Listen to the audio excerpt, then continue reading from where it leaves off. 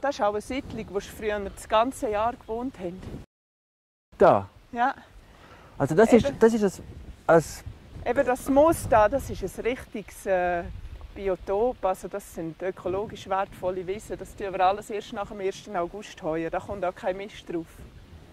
Und ursprünglich ist das da die Häuschen und die Ställe, ist das eine Siedlung, wo sie früher das ganze Jahr gelebt haben. Ist das wahr? Ja, das muss wunderschön. schön gewesen sein. Ja. Oh ja. Ja. Du hast vorhin gesagt, du hast ein bisschen erzählt von deiner Zeit, dem Jahr, wo du weg bist in Deutschland und jetzt in deinem Fall.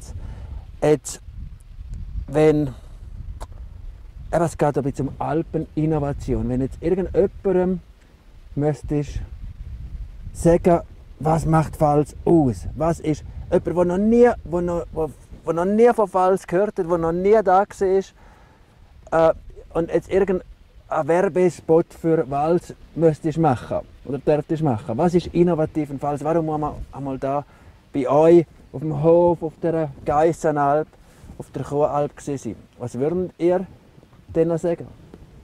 Innovation tönt ja immer irgendwie nach etwas Neuem, etwas erfinden. Aber ich sage, innovativ ist eben bei uns, dass eigentlich alles ist, wie es immer war.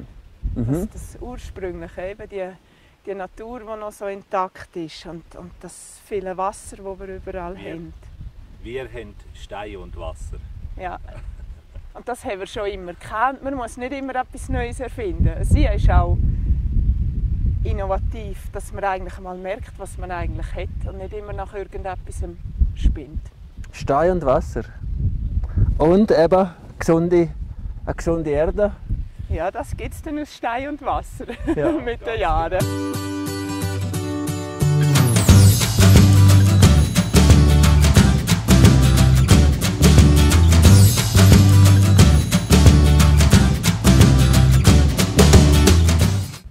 So ökologisch wertvolle Pflanzen, wie wir hier haben. Für gesunde, glückliche Tiere. Und daraus machen ihr Lebensmittel Ja. letzten Endes. Genau. Von dem leben wir. So ist der Kreislauf geschlossen. Wir machen nicht viel, aber wir machen gute Qualitätsprodukte. Ja, schön. Ja, dann gehen wir jetzt zu den Geissen. Was machen wir mit den Geissen? Die können eben da, die Geissen können da Weide. weiden. Landschaftspflege machen wir mit den Geissen.